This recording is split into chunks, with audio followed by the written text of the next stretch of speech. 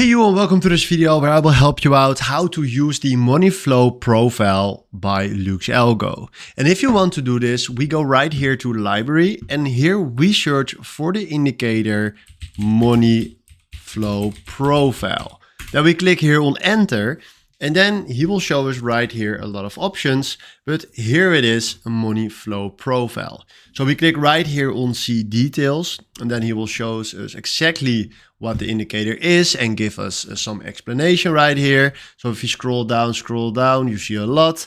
But right now the most important parts that we are interested in is right here the free access on following platforms, because we have access on TradingView, NinjaTrader and MetaTrader 4 and 5. Thinkorswim is coming soon, but right now we want to use this for TradingView, for example.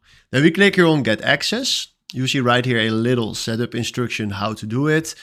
Then click here on get access and then he will send us to a new page from TradingView and then we select right here use on chart and boom, there we are. I want to remove right now my fair value gap. There we go.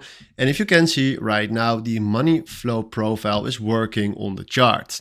So if you want to use it, it works on this way. Hopefully this was exactly the video where I was looking for. Thanks for watching and have a wonderful day. Ciao.